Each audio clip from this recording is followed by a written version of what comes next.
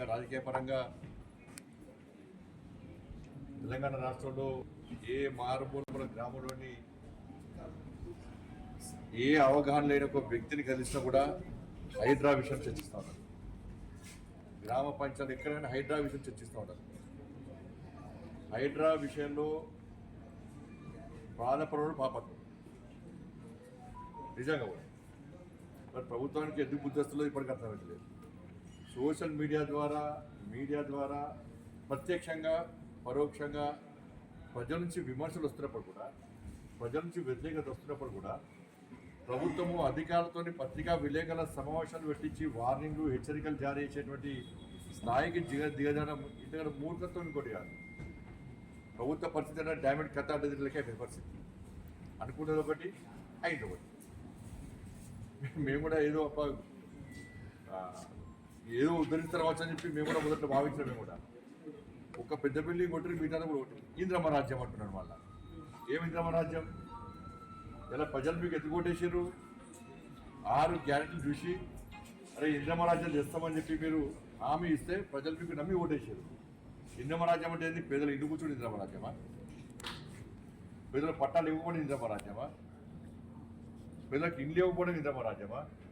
రుణమాఫీ ఇస్తా అని చెప్పి రుణమాఫీ ఇవ్వకపోవడం ఇంద్రమ్మ రాజ్యమా? లేకుంటే మహిళలకి 2,500 రూపాయలు స్కూటీ తులం బంగారం ఇస్తా అని చెప్పి ఇవ్వకపోవడం ఇంద్రమ్మ రాజ్యమా? 2 లక్షల ఉద్యోగ ఖాళీలను భర్తీ చేస్తా అని చేయకపోవడం ఇంద్రమ్మ రాజ్యమా? ఉద్యోగస్తులకు డిఏలు ప్రమోషన్ ఇవ్వకపోవడం ఇంద్రమ్మ రాజ్యమా? ఏది ఇంద్రమ్మ రాజ్యం అండి?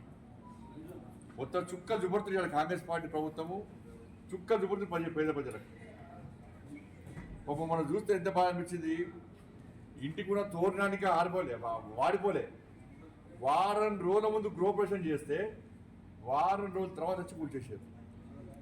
కట్టడానికి 10 సంవత్సరాలు పడుతుంది, కూర్చోడానికి గంటలు కూర్చోవచ్చు.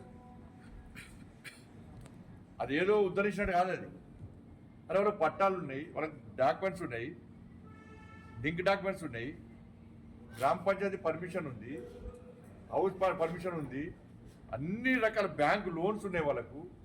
అన్నీ ఉన్నప్పుడు కూడా ఎవడో అమ్మిండు మళ్ళీ మధ్యలో ఇంకైనా ఉన్న పాపం ఇంకా ఇప్పుడున్న పొజిషన్ వల్ల నష్టపోతున్నారు వాళ్ళు. వాళ్ళందరూ ఇప్పుడు ఉన్న వాళ్ళందరూ కష్టపడి ఏదో కూలీనాలు చేసుకోవడం, ప్రైవేట్ చిన్న ఉద్యోగాలు చేసుకోవడం, ఇక స్థిరపడదామని వచ్చిన వాళ్ళు తప్ప ఇవ్వరు. దాని బలిసిన ఇవ్వలేరు. బలిసిన ఇవ్వలేరు. కిరాయికున్న వాళ్ళు కూడా రాత్రి చెప్పకుండా మొత్తం ఇల్లు కూల్చేస్తే వాళ్ళు ఏడుకోవాలి. ఇవాళ దానివల్ల ఏమైంది? అలా పూర్తిగా హైదరాబాద్లో తెలంగాణ రాష్ట్రంలో రియల్ ఎస్టేట్ వ్యాపారం మొత్తం దెబ్బతిన్నది. వేరే కంపెనీస్ ఇవి కూడా వచ్చే పరిస్థితి లేదు. ఇవాళ మొత్తం రియల్ ఎస్టేట్ వ్యాపారం మొత్తం దెబ్బతిన్నది.